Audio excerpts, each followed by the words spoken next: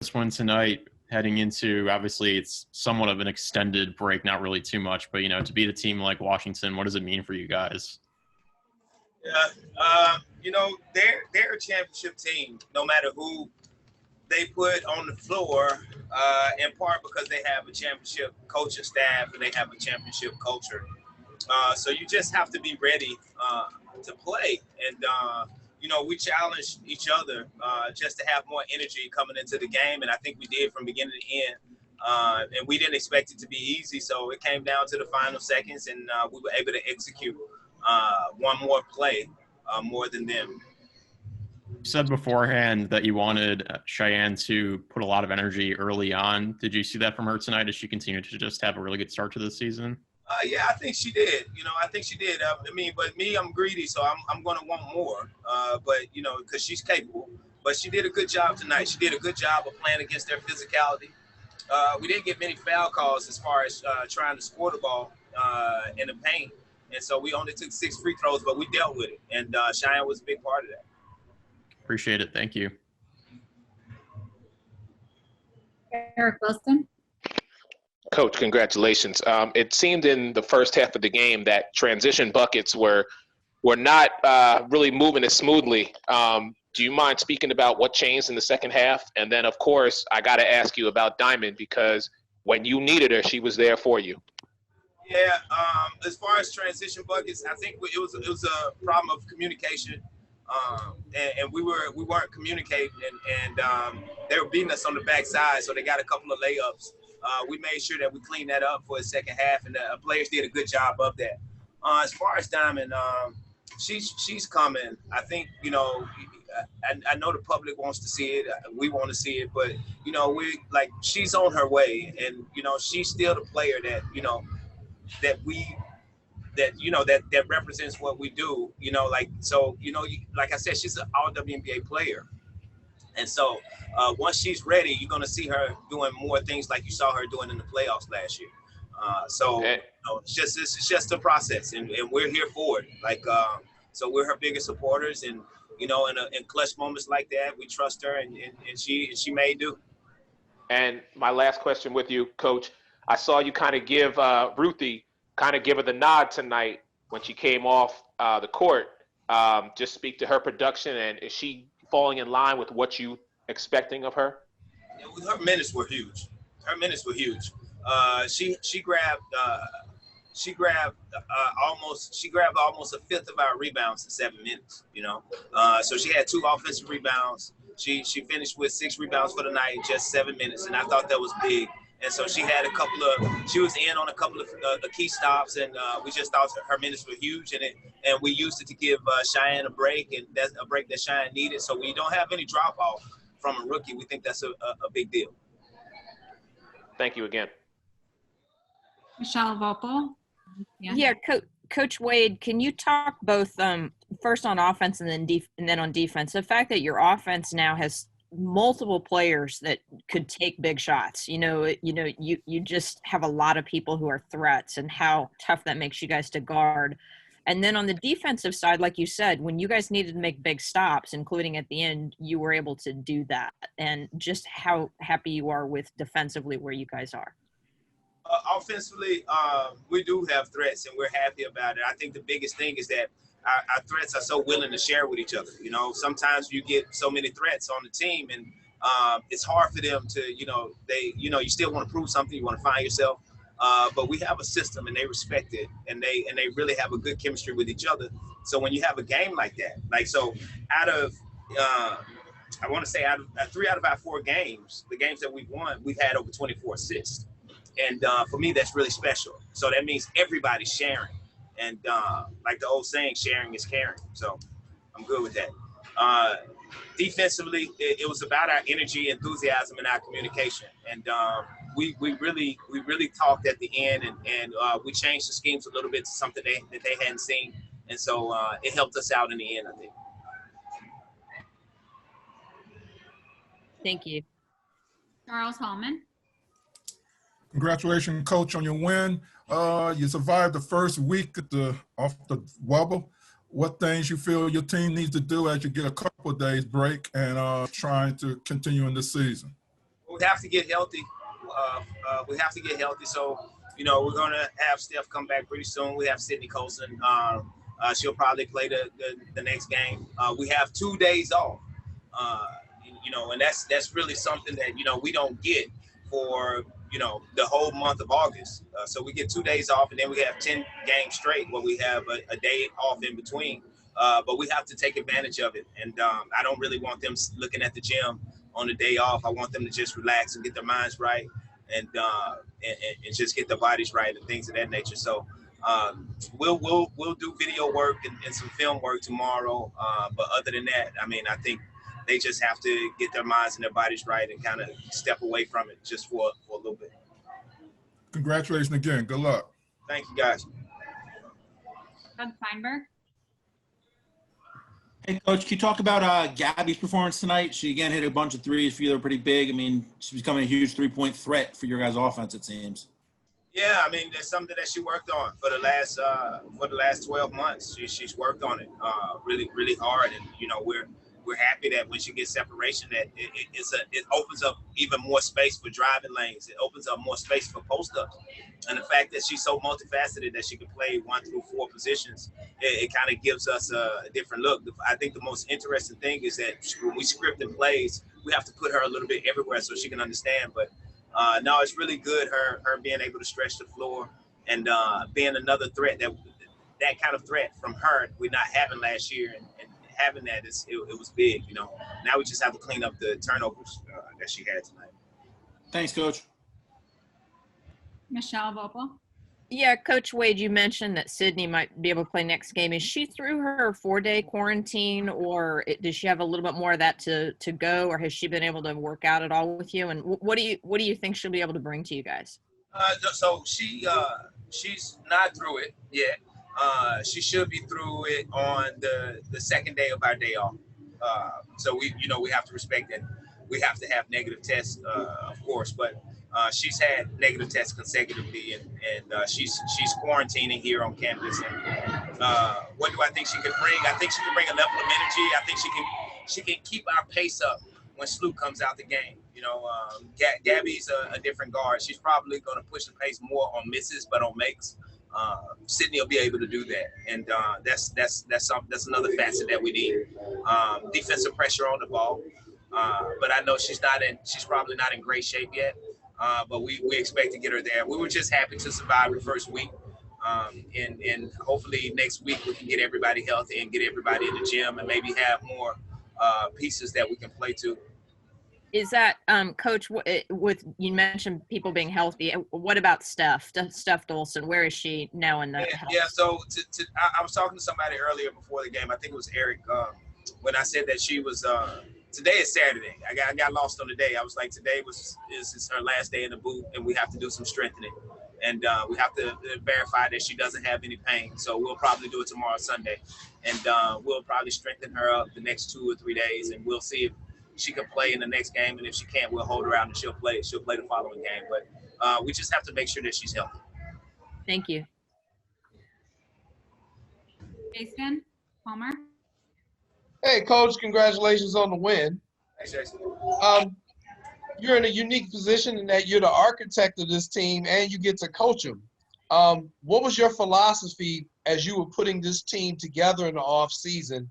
And through these first few games, is the team performing the way you envisioned they would when you put them together? I don't know if it was, I'm sorry to be stuttering, but it's difficult because you have to understand that we have a pandemic going on. So when we put this team together, the pandemic hadn't yet hit the States. It was in Asia, and it was coming across Europe, and but it hadn't hit the way it did. So what I envision practice more than I envision games, and I'm like, I like playing with the roster and saying who can play with who. And, it's just I'm like a mad scientist when it comes to practices. So it's not anything near what I envisioned. The roster, we wanted to put together a roster full of young potential athletes with a certain high skill set with our veterans, savvy veterans. And I like the team that we have. I really like the team that we have, especially when we're healthy. I think we cover all the bases. Now it's about getting them a mindset of being winners and making winning plays. And, and I've seen that up close, how it is to have an expectation that we're going to play consistently for 40 minutes and not give up. And coaches holding you to a high standard and not letting those mental mistakes pass. So I was hard on them a couple of days ago, yesterday, in a video session, and because I expect a lot from them, and if you don't have that already, it's tough to get. But I'm not going to give up, and they've bought in, and that's a big it's a big ode to the players that they buy into what we say and what we want, and they try their best to execute it, and they fight for each other. So I enjoy this team, and I enjoy coaching this team. And here I go again. I don't know if I answered your question. You did. All right. No, you did. And I got just one more real quick one. Based off all the noise we're hearing in the background, the thing I've noticed about this team is how well they seem to get along with each other and enjoy each other. How much can you attribute that to being down there in the Wubble together where they're forced to be together 24/7? Well, if you saw us last year, they that was the main thing. When we came in, we took over the team. We said, this is how we're going to operate. And they bought in right away. And it doesn't matter if we're in Chicago or if we're in the Wubble, they're going to be together all the time. Just like the All-Star game last year in Las Vegas. 6 players that weren't in the game traveled there on their weekend off, on their 4-day weekend off, to be with their teammates. We were the only team to have that. We had more actually players in Las Vegas than Las Vegas did. So, they're going to be around each other. They're going to like each other. We're a family, and that's the main thing we preach, is sacrificing, being selfless, and genuine and accepting each other's differences. I think that's the biggest thing. We understand all of us are different, but we're going to accept it just like a family. Thank you. 2 more questions, Doug Feinberg and then Charles Hallman. We'll start with you, Doug. Coach, you mentioned how you guys have the rare 2 days off now before your next game. How are you planning to spend the little downtime that you have besides obviously scouting and watching film? That's it. I mean, I'll talk to my son, and I'll talk to my wife, and I'll be on video, calls with them, and I'll talk to my godson that's in the bubble and in the NBA bubble, and I'll do video the rest of the time and talk to the coaches. That's how I spend most of my day. It's just in my room or at the coach's villa, watching video and going over schemes and plans. And if not, I'm talking to those 3 people: my godson, my wife, and my son. Sounds good. Charles Hallman. Coach? Yeah. Okay, just a last question is this. I know you was asked about how you put this team together and how you like to practice rather than play. So when you're practicing, I'm pretty sure your players are really buying into your last second plays because you ran a play tonight and got your score, and when they could have backed off or they could have done something else. So are you excited at the fact that when you play and you do your tinkling that they understand that as well? Yeah, so it's funny. I've had 3 games in a row 3 out of 4 games where I've had to draw up last second plays, and so we've executed them. We missed a shot against I want to say against, Minnesota, but we executed the play before, and we've gotten good shots. So I have to go find some more plays or get the roster some more, because they're making me use up all my stuff in the first week, and it's just not good, man. Right. Again, good luck. Congratulations. All right, thanks, Charles. Thank you, James. We'll have Gabby up next. All right, thank you. Continue to social distance. No.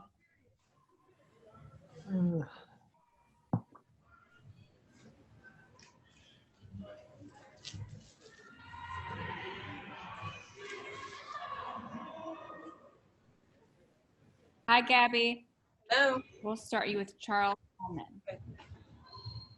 Good morning. Good evening, Gabby. I want to talk to you about non-basketball issues. You're involved with the social Justice Council and your initiatives on the Sky. Just talk about just those things that you're doing, especially as the league is really making a focus on this year. Yeah, thank you so much for asking. Sky Takes Action is our initiative that we're doing this year. So us as players are pledging $10 a point, $100 a win, $50 a loss to 5 local Chicago nonprofits. Actually, a couple of them aren't Chicago, but all minority-led, Black-led that are aligned with what we want to accomplish. And we want to challenge the fans to match our donation, and we're challenging our sponsors and donors and everyone just to match us. And a follow-up, you got to be proud of the fact that your effort is part of that, but the WNBA has always been involved with social justice issues. This is not something brand new. You've done it in 2016 and even before that. So just talk about just the fact that those things may not be discussed or talked about as much because they talk about the NBA doing their things and everybody else doing their things, but not you doing your thing and been doing it for a long time. Yeah, I mean, the WNBA is composed of probably the most marginalized group, one of the most marginalized groups in this country. We're Black, we're women, and a lot of players are LGBTQIA. So I mean, it's just multiple intersectionalities of marginalization, you know. So we have no choice but to fight it. We have no choice but to make ourselves heard because that's who we are before we're basketball players. Thank you very much. Congratulations on the win. Thank you. Sal Vopel. Yeah, Gabby, you know, you've always been sort of a Swiss Army knife type of player who just does whatever needs to be done. But it just offensively this year, and especially with your three-point shot, that's just an added weapon that you've had. Can you just sort of talk about how good that's been for you this year and how that just adds to all the other things you do that are sort of all the intangible things? Yeah, I feel like it was the biggest missing piece to my game. And when I was overseas, my biggest thing was I was always just afraid to miss, so I never shot the ball.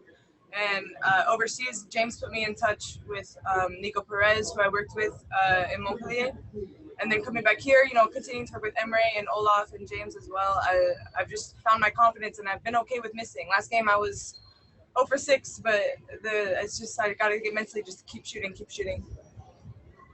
And I guess if I could follow up really quick, I was talking to Coach Wade about this, just the number of threats now offensively on this team. If teams are going to try to guard you guys, they don't know. I mean, there's so many people who can take big shots. How important is that for you guys? It is important. I think we want everyone to feel collective. We want everyone to feel like they're good offensively and defensively and contributing. So the more, I mean, it's hard to stop 9 and 10 players like that. So that's our goal. Thank you.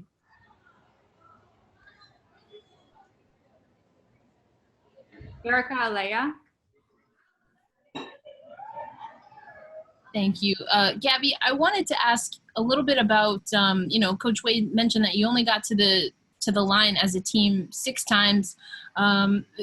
Obviously, there was some frustration there. You know, what were some of the things that the team said to just stay even-keeled as much as possible? Just to keep attacking. Even though we weren't getting to the line, we were still getting some good things. If they clogged the paint, we were getting some good kicks. We were getting some good finishes inside. So we didn't let the way the game was being called, or we didn't let the lack of free throw shooting affect the way we were attacking the basket. Also, I would love to ask you, where'd you get that shirt? Change.com, CHNGE, with us, it's change without an A. They've got great stuff. They've got things for voting, for, Black lives, trans lives, everything. But check them out. All right, thanks. Eric Wilson. Gabby, good evening. Let me just echo the same sentiment. I do it whenever Z does a post game. Today is a good day to arrest the killers of Breonna Taylor, and no justice, no peace. So, congrats on the victory. It looked as in the first half that, transition buckets didn't seem to fare well for the team. Could you just speak about what changed in the second half that allowed you ladies to come out with this victory? Yeah, no justice, no peace, no racist police. Thank you for saying that. Transition, it was a little difficult. I mean, myself, I had quite a few turnovers. I think, we're playing every other day. Our legs are getting a bit tired. So those are just some things that happen. But, I mean, the way we executed in the half court was big today. Thank you. Now, back to you. Yeah, Gabby, I wanted to ask you one more question in terms of this team's defense. You've always been known as a really strong defensive player, and you obviously, when you were in college, had to guard everybody. How do you feel like this team has come together to be, I feel like, as good as today? I thought was a good defensive game for you guys, to, especially against a team like that. And when you really needed the big stops, you were able to get them. What do you sort of attribute that to? You know, one, we have some athletes, but we have a lot of players that just want it, you know, that just really, really want it. Especially Diamond and Cott today had some big moments, you know, denying the ball, getting in passing lanes, pressuring the ball. That's something you can't teach, you know. They just really, we wanted to win this game. And those are some of the intangible things I think we really wanted bad this year, and it's showing on defense first. Thank you. Charles Holman. Yes. There's anything else that you didn't get a chance to say about your social justice efforts and your work that you want to speak upon that you didn't get a chance to earlier when you talked? Sure. You know, just check out everything that we're doing, and don't. I mean, we are encouraging you to donate, but also educate yourself. Learn about these programs and what they're doing and why we need them. You know, we're doing this because we're trying to speak for those who are unheard, for those who feel invisible. So make sure that if you're following us, follow what we're doing and why we're doing it as well. My last question is this, if I can follow up. Are you concerned that sometimes this might become linguistic in terms of people start to say things like Black Lives Matter because it sounds cute as opposed to really meaning what they say? Absolutely. I mean, there's a lot of things that can be performative if you let them become performative. You know, yes, we're wearing the shirts, but why are we wearing the shirts? How is this going to make change? And saying Black Lives Matter, for some people that is just a trend or a hashtag or a movement, but for people who are Black, the fact that we have to say our lives matter is a problem. You know, we're living this is a lifestyle. Black Lives Matter, and the fact that we have to fight just to exist is a problem. Again, thank you very much. Congratulations and good luck the rest of the season. Thank you. James K. Hey, Gabby, congrats on the win. I was just kind of curious about how, after a couple of games now, like 4 games in, how you're adjusting to there being no fans in the stadium. I mean, it's just a different type of atmosphere. There are times where it seems like things get super quiet and it just feels like it just feels a little bit different. How have you made that adjustment, or has it just not been as significant as anticipated heading into the level? To be honest, it hasn't been nearly as significant as I expected. Especially, I think with our team, we have great energy on the bench, on the court. We hype each other up, and we only need each other. We miss our fans a lot, and there are some moments where a big play happens, and you know you're waiting for that big rush from the crowd, and you just don't get it. But we're here to win games, and we know our fans are watching us, so we have each other to lean on. Absolutely. And the last question I want to ask is just, you know, it seemed like Ruthie Hebert really stepped up tonight in limited minutes. I think this was the most she played so far in the first couple of games. I mean, what can you say about her development and what she looked like tonight? Yeah, she showed, I think, a lot of maturity that I don't see a lot of rookies have. You know, just you never know when your number is going to be called. And, you know, hers was called tonight, and she produced, I mean, 6 rebounds in 7 minutes or whatever it was huge for us, and big rebounds that we needed. So that's something you can't teach. That's maturity that you don't see at a rookie level. So we're really proud of her tonight. Thank you so much for your time. Thank you. Jason Palmer. Hi, Gab. Quick question. 2 days off for the first time since you all have been down there. What are you planning on doing? Sleeping, eating, drink a little bit. No, and you know, we're going to be pushing this initiative, so I've got some work to do off the court as well. So just staying on my business calls and everything, doing my media, and just trying to promote Sky Takes Action as much as possible. All right. Well, good win. Enjoy your sweet potato and avocado taco. Thank you. Erica Ayala. Hey, Gabby, I wanted to ask a little bit about a call that the PA was able to put together with Kimberly from Say Her Name. And the conversation went into qualified immunity and other kind of policy issues that asking for justice for those who have been killed at the hands of police officers come by. Just your thoughts on what the social justice council has been able to do regarding having those types of conversations and preparing players to have those conversations when they talk about Say Her Name? Sure. I think in these situations, it takes more than just reform, right? You know, it takes reconstruction because, you know, this is 400 years of racism that's embedded into every legal system that we have. So it goes beyond just getting justice for a life. You know, we need that, but we need to prevent the next one, which means reforming and changing and redoing policies. And so I'm super proud that the Social Justice Council recognizes that. And if we want to see change, we're going to have to see it change we're going to have to see the infrastructure change. Thank you for that.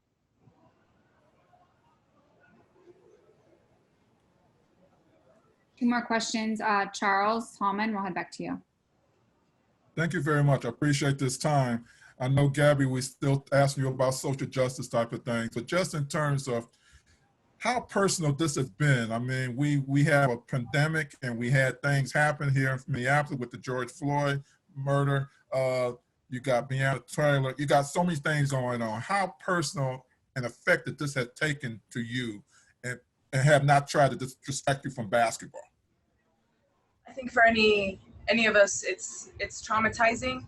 It's exhausting to see people who look like you, people who do the same things as you, be murdered in cold blood, and then people turn back and tell you that your life just doesn't matter, or they try to distract you and say all lives matter, or whatever it is. And like I said earlier, the fact that we have to fight to exist is exhausting, and we're just exhausted and we're sick and tired of it. And you know, we're tired of seeing these images of people who look like us, who look like our brothers, look like my little brother. You know, I worry about everything that he does. So it's not hard for it to not distract me from basketball because I'm a person before I'm a basketball player, and I think that's how we all feel. Again, thank you very much for your time. Yep. Erica, last question. Oh, that's my bad. I forgot to lower my hand. That's a great quote to end it on. Thank you, Gabby. Yeah. Gabby. Cheyenne Parker up next.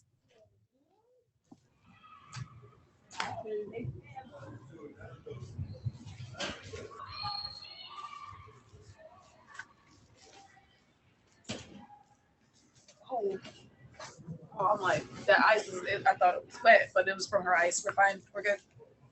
Charles Hallman. Oh, yes. Congratulations on your win. Just in terms of the last play, how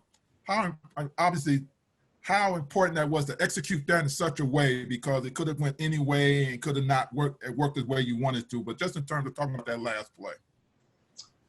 The last play it did not go as planned, actually. It was just off of recognition that Sloop wasn't open on the handoff. I was supposed to hand it off to Sloop, actually, but she obviously was being denied and pressured. So I attacked the rim and kicked it out to the corner. Diamond drove in, pocket pass, layup. It was not planned at all. It just us playing basketball and doing what we do, moving without the ball, cutting, passing.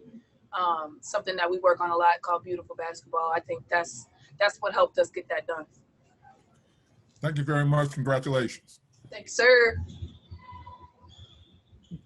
Eric Wilson. So I'm changing your name to Miss Relentless because that's what you truly did tonight. I'm telling you, your game was on point. Congratulations on the victory. Thank you so much. CP, man, I'm just so amazed at how quickly you ladies were able to just put the game on Thursday night out of your system and get prepared for the defending champs. Can you just speak to, again, you being that vocal leader throughout the entire game? Yeah, absolutely. You know, the most important thing is keeping that energy. So I just made sure I continue to remind the team, keep that energy up. Like I sensed from the beginning that their energy was very, very low. So I just kept reminding us every time out, keep that energy up, y'all. The energy is going to keep, it's just going to bring it out of us. It's going to bring what we need out of us. And I think that that helped. And then, Coach emphasized that our energy is important on the bench and on the court. So I think we all did a much better job today as compared to last game with our energy. And can you just speak to Ruthie coming into her own and being a part of this team? And I'm so proud of my Rook, man. I'm gonna tell you right now, Ruthie is really what got me going, honestly. Like, because the coach was really pissed at me in the beginning of the second half. I had a mental lapse, just miscommunication, and so he took me out early, and he was like, "CP ain't ready, man. CP don't want it. CP don't want it." And I'm on the bench like, "Oh, here you go." And when Rue got in, she had this spark immediately, just relentless on the boards, and it kind of just snapped me out. Like, if my rookie could work, let me wake up and work with her. So she definitely is just. I'm really happy that she's continuing to get better and she stays ready, and I really love that. Proud of her for tonight. Thank you. Michelle Vopel. Yeah, Cheyenne, you're averaging close to 29 minutes a game, and you've really responded well to that playing time. I mean, just across the board, how good your stats are. Do you just feel like you're kind of coming into your own, and also just your confidence in big moments? It just seems like you really want the ball at crunch time. Yeah, absolutely. I feel like, being a 6-year vet now and having the support of my teammates, having the support of my coaches. It helps. It makes it a lot easier, and I think just growing mentally within myself, with my own issues that I have, has helped me a lot with just kind of building that confidence and staying poised in any situation, whether we're down 1 point, 2 points, it doesn't matter. Just continuing to stay focused on the goal, which is winning. Thank you.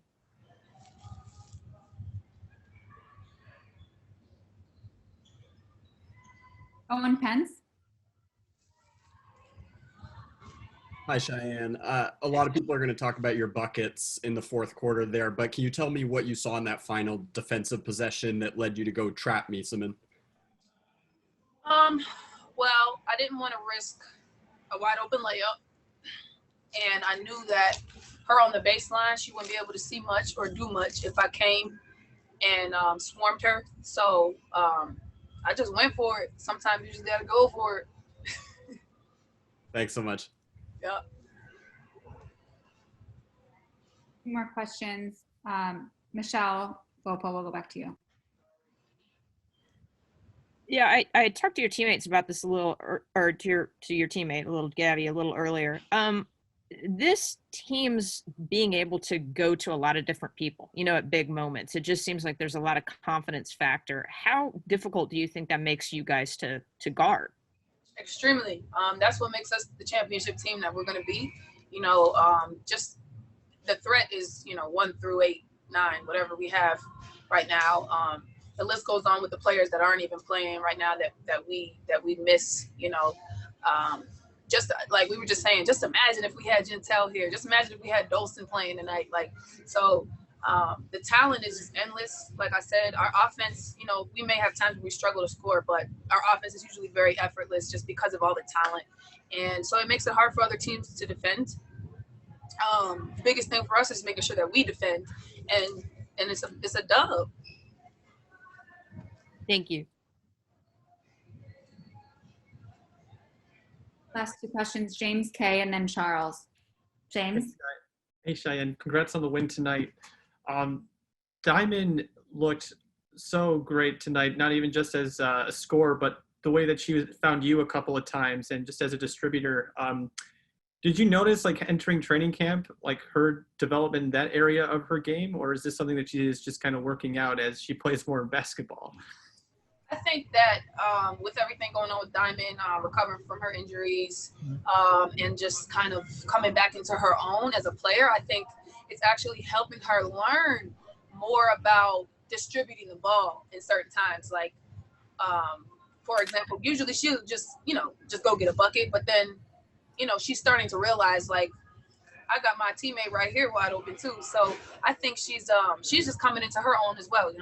Diamond's still so young. This is only her 3rd year playing as well, and she's continuing to learn. And obviously, following Vandersloot being the Hall of Famer that she's going to be, it's kind of like we're learning from the best on how to pass the ball, how to distribute the ball. So Diamond's just going to continue to improve on that aspect and finding open players. Thank you so much. Charles Holman. Yeah, Sean, you have played, you survived this first week of the league, and you're getting a couple of days off. How have you dealt with just all the things you had to go through, this rush of the training camp, rush of the season, and now you get a couple of days to try to breathe till you play again? Man, listen, you just gotta. Right now, I'm just icing it up, ice baths, hot tub, Epsom salt, massage, Normatec, game ready. Any gadget you could think of is what we've been doing. Me personally, I've been elevate my legs, rub them out. That's really all we really can do is just try to be as proactive as we can with our bodies, icing and making sure we, take all precautions. But it's tough. It's been tough. I'm very, very thankful for these 2 days off. I'm looking forward to getting those 2 days. I'm very happy about that. Yeah. Again, thank you very much. Congratulations, and take that rest. Thank you, Charles. Thank you, CP. All right, bye. We'll have Diamond. Think about.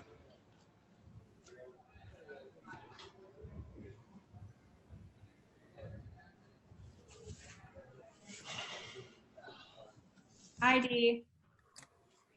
What up? We'll start you right off with Eric Wilson.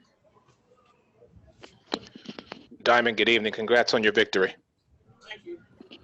So in one of my first interviews with you, you made it very clear to me that this team was here for one purpose and one purpose only. That was to win a championship. Can you just speak to the level of play of yourself and this team after these first 4 games? I can't even really speak on my play. It's really just been all about them. Obviously I've been battling, some inflammation, and so to be a part of a team where you can get picked up by 1 through 11, 1 through 9, I don't even know how many people. Like, you know what I mean? The rest of my teammates are playing really, really well, and I'm just super grateful for them. Super proud of their effort, coaches' efforts, putting everybody in positions to be successful. And I stand on what I said. That is our ultimate goal, and that's what we're chasing. And Coach and the rest of your team, they are very supportive of you. Coach has already said that when you are at 100%, you are unguardable. What does that mean to you to have someone truly invested in your success both now and in the future? It's nice. But with that, with all those kind words comes a lot of responsibility. And so I'm having to grow up really fast, and this is my 3rd season, but I'm super thankful to be in a position to be trusted by my coaches and by my teammates in that way. And I come in every day and I work hard so that I could fulfill that obligation to them. Congratulations. Thank you. Yeah, Diamond, I know obviously you haven't been 100% with the injuries and stuff, but it seems like you're finding a lot of ways to impact games even when you're out there, and particularly your ability as a playmaker. I mean, you had some very big assists, including on the game winner. Can you just talk about the ways you're finding, even if you're not 100%, to still impact games? Yeah, well, I'm used to going 1,000 miles an hour, so to be slowed down, it's really forced me to be more technical in my approach to the game. And so I'm really grateful for this time because I know that when I'm back to being myself, that these games and these moments where I've had to play slower, it's only going to add on to what I'm already capable of doing. And so, just trying to take care of the ball, trying to make smart plays, trying to just be the best version of me that I can in the state that my body is in right now. I know that I still have value, and so I'm not going to diminish that because I can't do what I'm used to doing. Have you I know you guys are still kind of getting the hang of how to manage, the load of games, if you will. And when you're not feeling 100%, what do you sort of do to try to keep yourself at peak health that you can, if you will? You just got to take care of your body. And ultimately, everybody's tired. So when we're in a timeout and you're gasping for air, understand that like the other team is doing the same thing. And it's not gonna be about anything spectacular as to who comes out on top this season. It's really gonna come down to who wants it the most, who's in the best shape, and who's the healthiest. Thank you.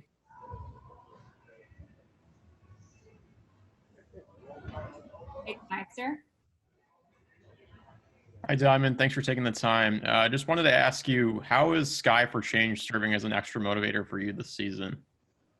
And it's everything. It's literally the reason why I put my jersey on. It's the reason why I came out here. There was no way I was gonna come out here and just dismiss myself from what's going on in the world right now.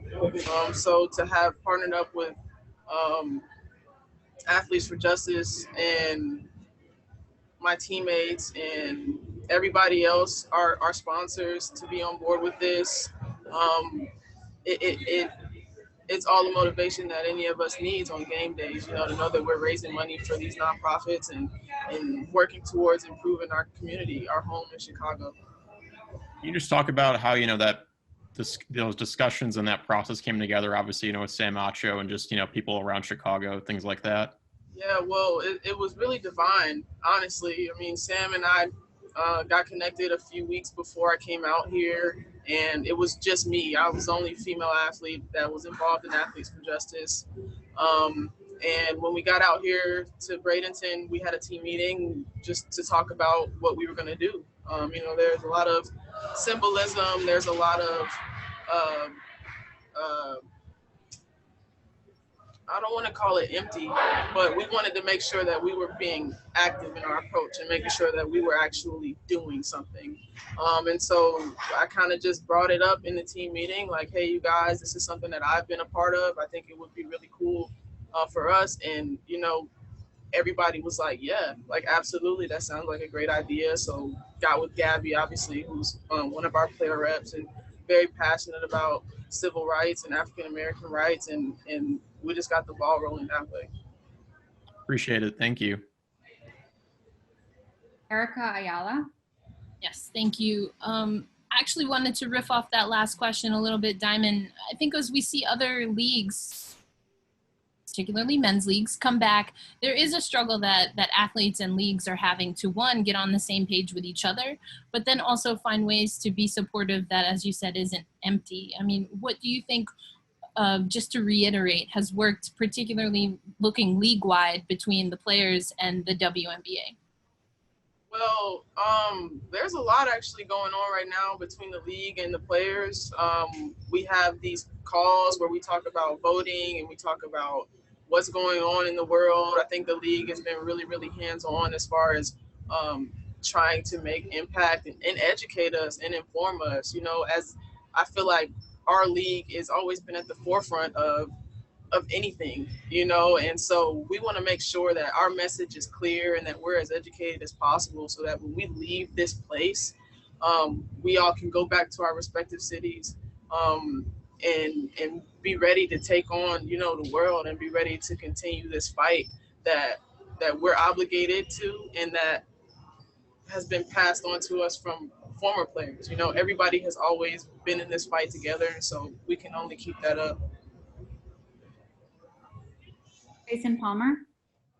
Hi, Diamond. Nice to meet you. Quick question.